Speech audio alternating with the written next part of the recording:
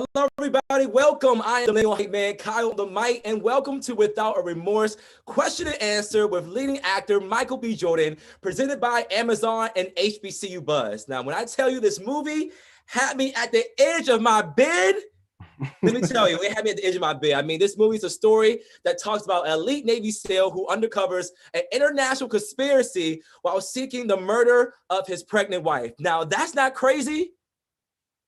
I don't know what to tell you all right?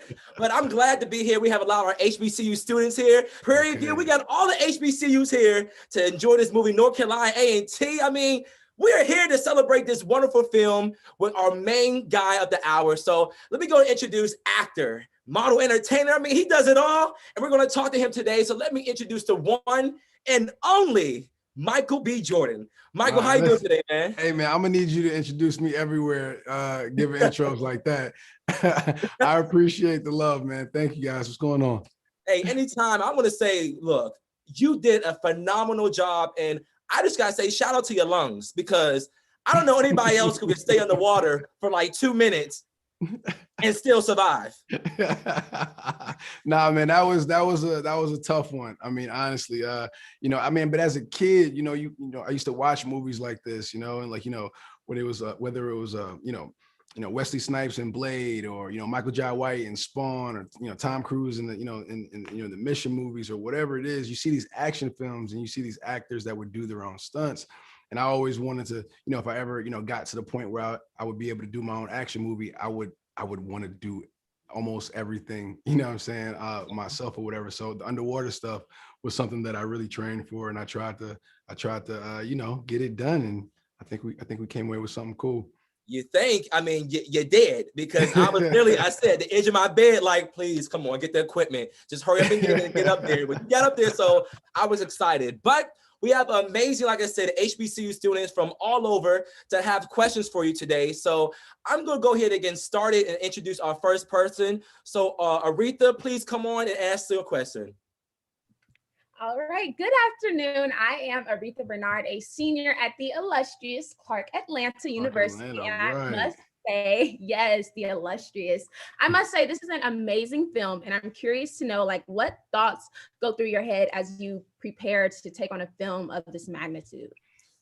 I think, developing this movie for the last, 2 years, my production company, and the other producers and writers and director, Stefano, we really just wanted to give it a breath of fresh air, give a fresh take, on a familiar character from the Tom Clancy universe that's been around for some time, and wanted to make it more modern and represent the world that we live in today, So something that I did learn from Denzel was one of those things that the universal stems from the specific. So we wanted to make it very specific to John Kelly's experience, and that being like, a black man, in the Navy, being able to and how that portrayal and how that storyline would directly affect him, like through his lens, and what he would be going through if he suffered that type of betrayal, So it was really just, living with,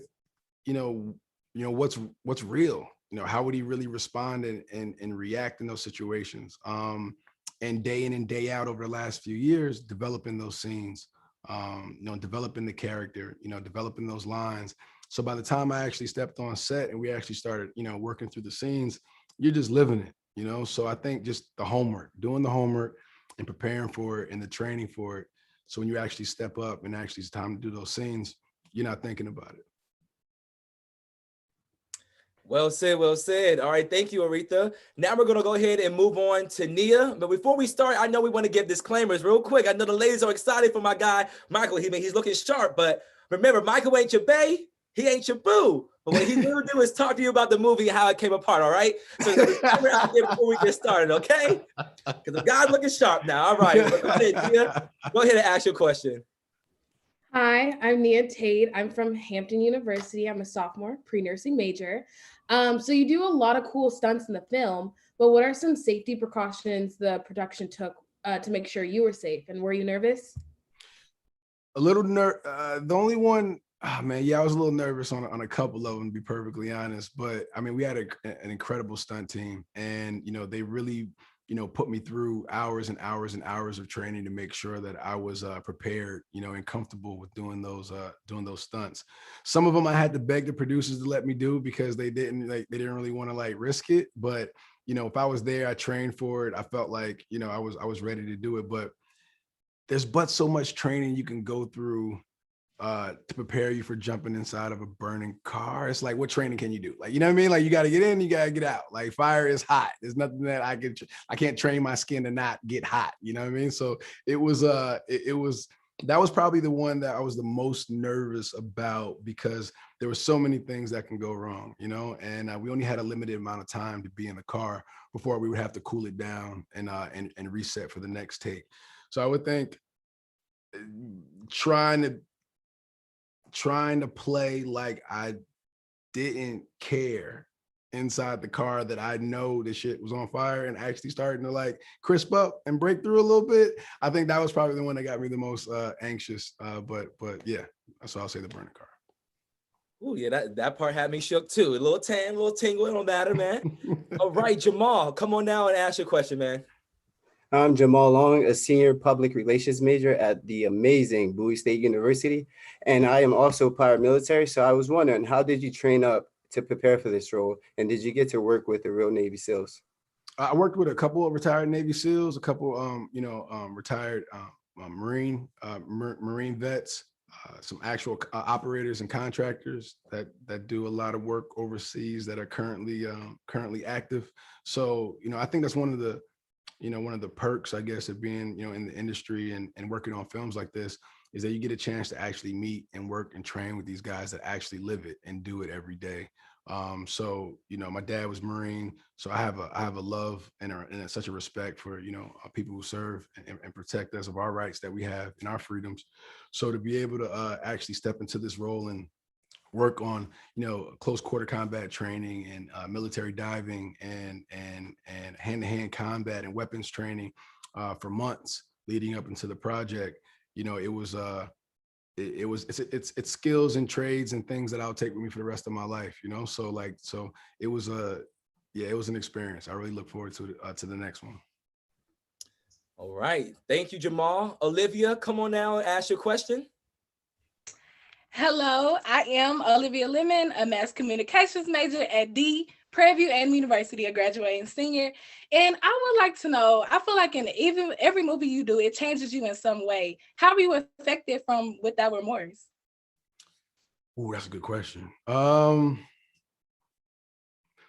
It's interesting because I think shooting this movie, we shot it right before the pandemic hit, right? And it was right before the year that we went through of protesting, Floyd and everything that we were dealing with, that we're still currently dealing with.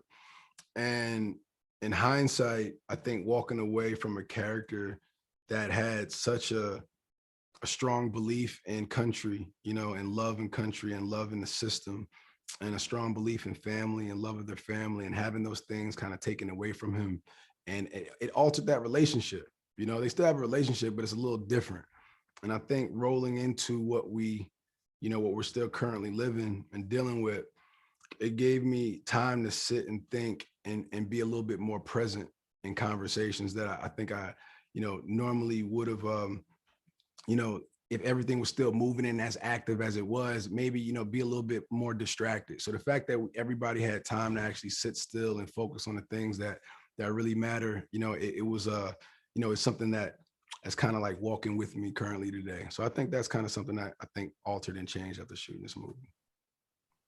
All right, thank you, Olivia, for your amazing question. That was a great question. Okay, Kenneth, where you at, man? Come down and ask your question, man. Yo, what's up, man? My name is Kenneth Lumkin, a film director. I went to North Carolina Central University, and my question is, what's an experience that you had while filming that you'll never forget? Oh, so that's a good question.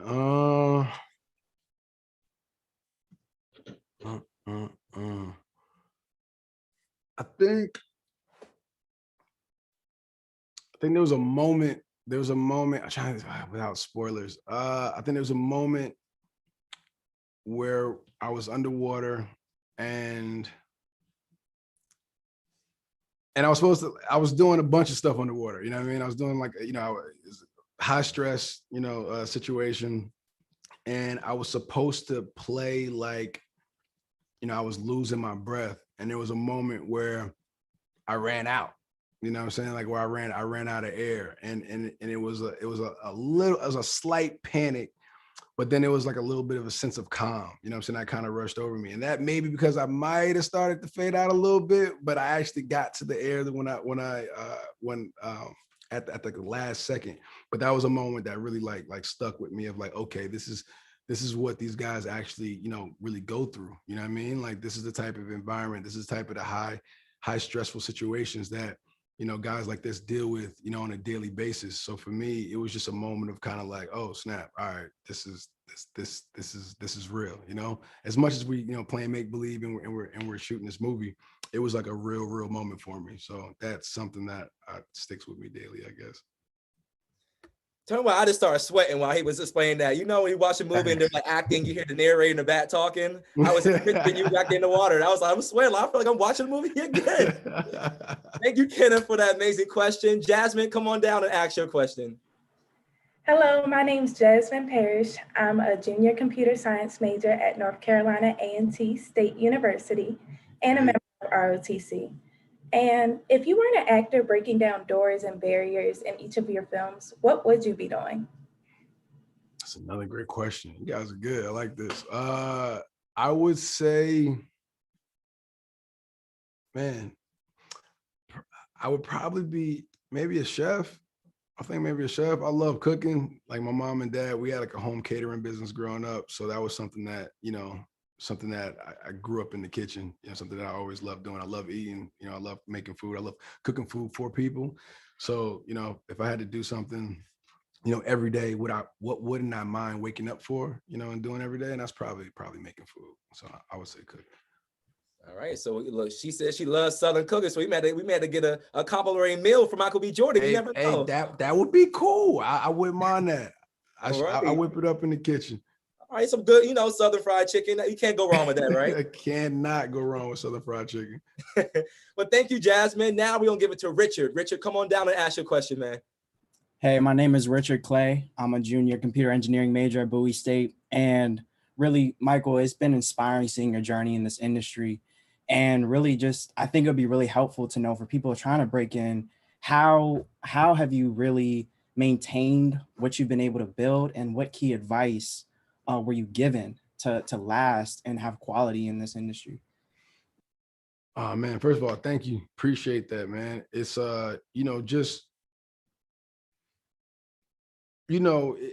there's a lot of things. I mean, I'm blessed, man. Honestly, God, and my path that I'm walking, I'm very grateful and very thankful, and I know where my blessings come from, so that I start there, of just like being humble and not thinking it's all me, and it's because it's not, I can't take responsibility for certain things. I think my work ethic and drive, in certain things, and ambition, and it's something that you learn within time is like to be patient, like what's for you is for you, and can't nobody else take that away from you. And you gotta be confident in that. And I think if you identify something that you're passionate about and you care about, go after it, really take the time to focus on the things that you want. In this day and age with so many distractions, try to sit still, and let those, whatever those thoughts that come to you, those like let that spirit, let that vibe come to you and keep you on your path of what you really need to do. I've always been a person of, work now and play later. Like I still got things I need to build. I still got my family I'm trying to take care of. I'm still trying to break this vicious cycle, what I'm saying, of like debt and not starting from scratch. And so I think seeing my parents work so hard growing up, it really set the example. And as far as like, advice to like, as far as breaking into the industry, is like, there's so many opportunities, more than there ever has been, for us right now. And I think, identifying what you really care about, what you like, and go after it. You know, representation is important, you know, across the board. You know, there's more women, there's more people of color, you know, doing the things that they never thought was possible right now.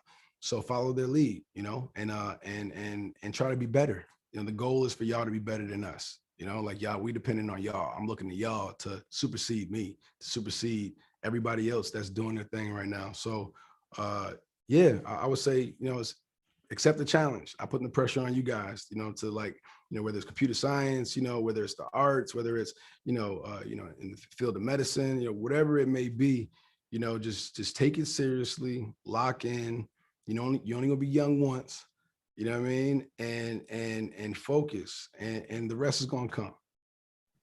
Definitely. And I think we all agree that we accept that challenge, Michael. There it is. Gems you dropping right now, man.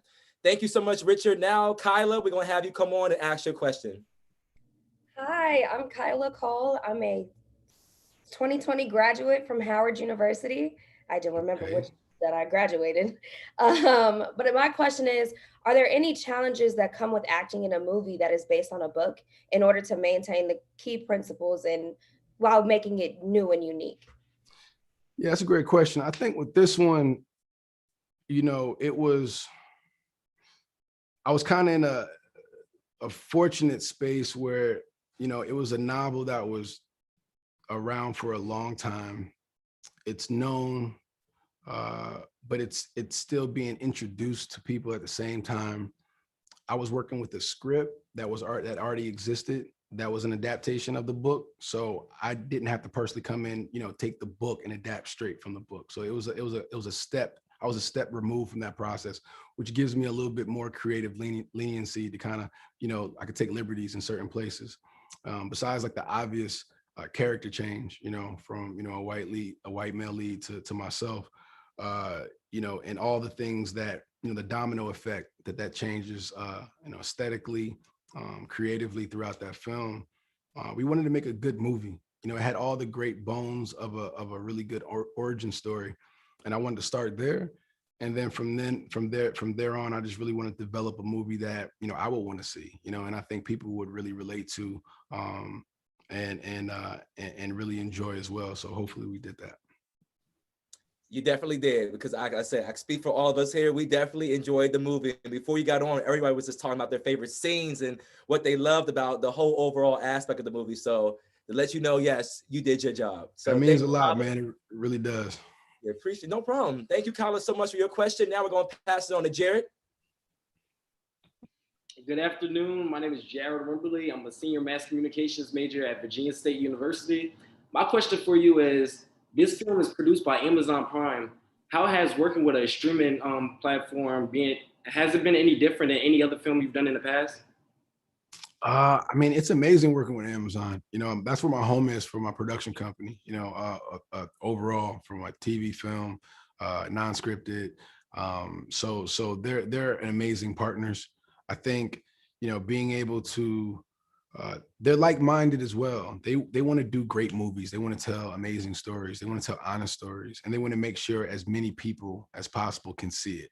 So I think the process of like developing and working with them, especially in their marketing as well, they have, you know, unique ways to get this project, you know, in front of people, to get this message to people that normally wouldn't have been paying attention or wouldn't have the opportunity to catch that billboard or this piece of content. And they're forward thinking, you know, it's an untraditional in a lot of ways, which I like. You know, I think we're of a new generation, and there's so many different ways to market and new ways to market. I think sometimes, you know, other establishments might be a little bit more closed-minded on things, where Amazon is really like pushing for change in the future. So, you know, I guess those are just some of the few reasons why I really enjoy, you know, working with them, being partners with them, but also really, really happy that this movie is being released on Amazon Prime. Yeah, streaming is now the future. I feel like now, especially since everything has been happening, streaming has been the way of us to, you know, to access, to go to these movies and see different things. So, like I said, smart thing to partner with Amazon, because like I said, streaming is now, it's going to happen forever. Like everybody would love to be at home in the comfort of their home to watch a movie. So, Jared, I think it's a balance. You know what I'm saying? It's definitely going to be a balance, because, you know, we all do enjoy going to the theater as well. You know what I mean? It is that movie theater, that experience, but like you said, it's cool to, like you said, you had me on the edge of your bed. I was like, oh, okay, cool. You sleep, you was laying down, you watching. That's great. I never heard that one before. You know what I mean? So like that's a new term now. It used to be edge of your seat. Now it's like it could be the edge of your couch, the edge of your bed. Like those are different places now that you can get a chance to watch these movies. And I think that's a definite like sign of the times, you know? Yeah, definitely. Because like I said, you had me shook at certain points. I was like, come on, get out the building. I kept calling Michael. I said, he's not Michael right now. He's in character mode. But yeah, man, definitely. Again, I just want to let you know, all of us had a shake in the tables. All right. So, Jared, thank you much for your question. Grant, come on down, man, and ask your question. Hi, my name is Grant Robertson. I am a strategic legal and management communications major at Howard University.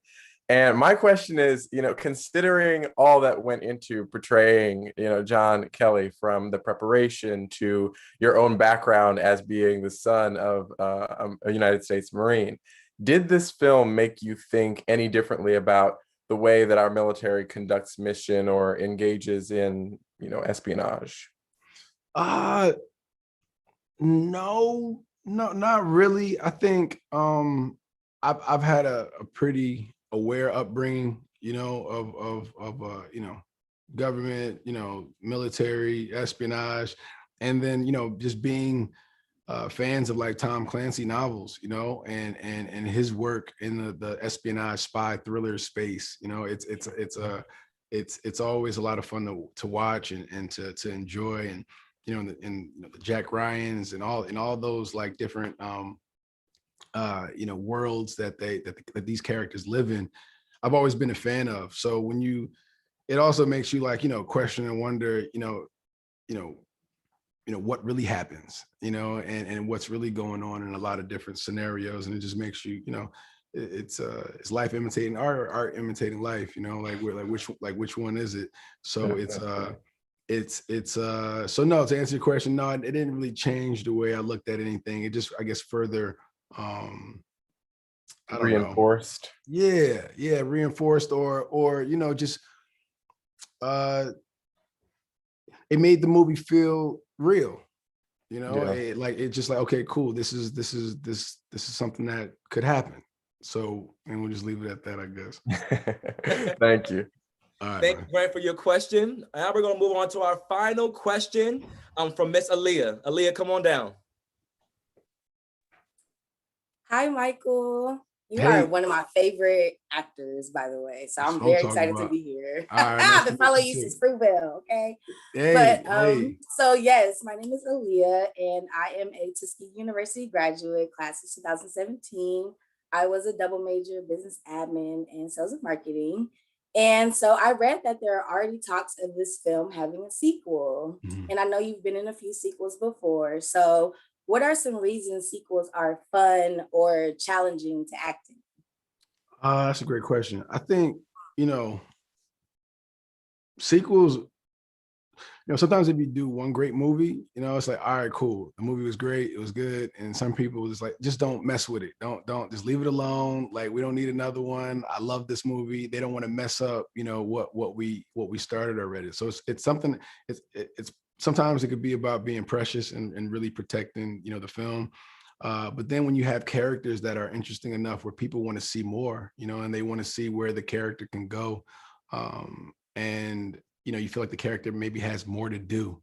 And I think with this film, this is just the origin. I think there's so many things and places that, John Clark can go in the future.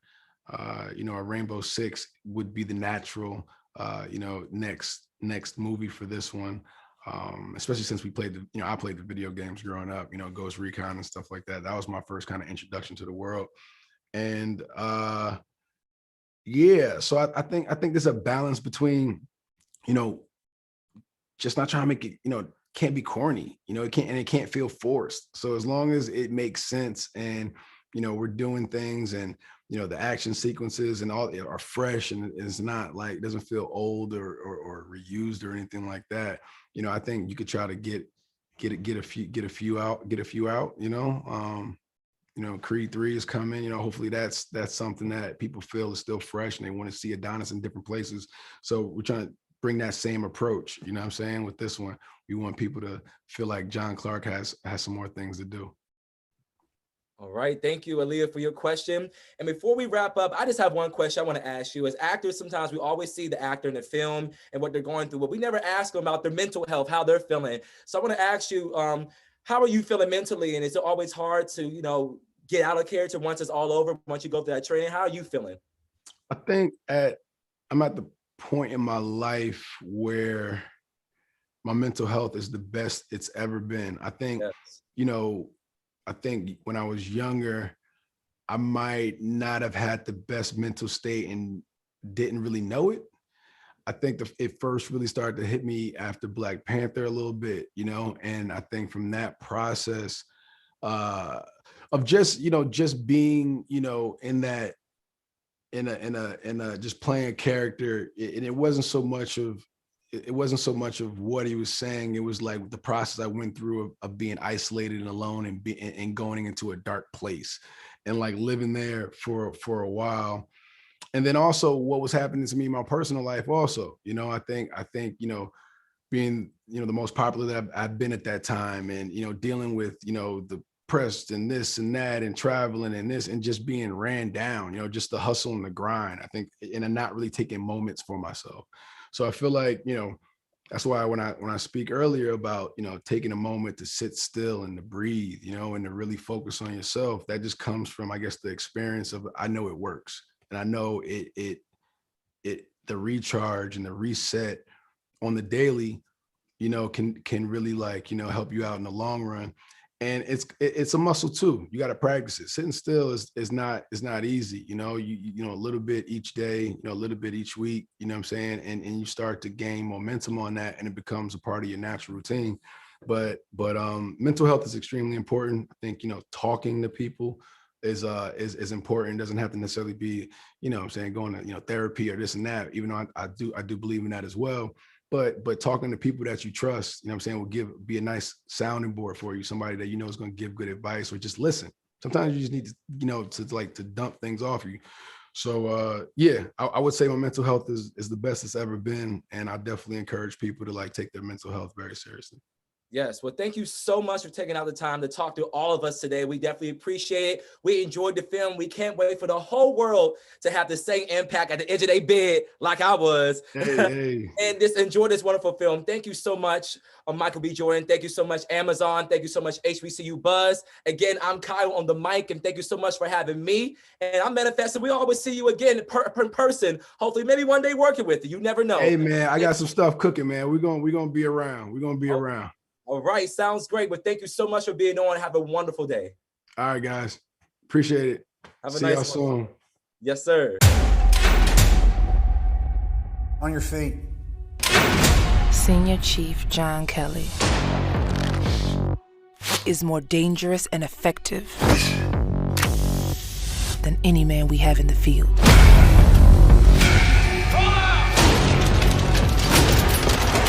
The only thing he has more than kills are medals.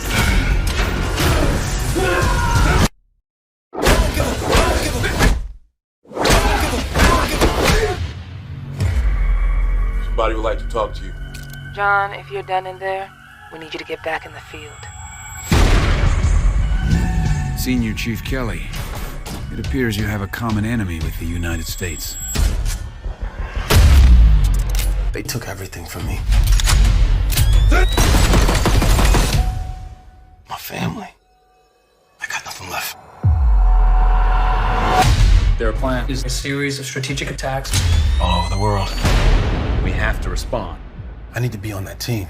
Lieutenant Commander Greer, You lead the mission. I'm leaving out the playing field. CIA doesn't support any further investigation into your wife's murder. They had no right to take so much from me. This is a gold mission. Original bad boy. Under attack! Boy! They know exactly where we've been.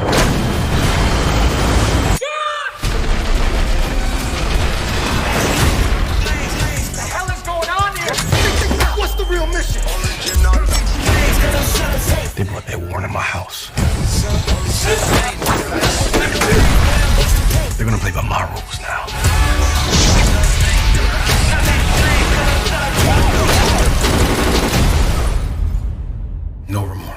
I'm sucker for. So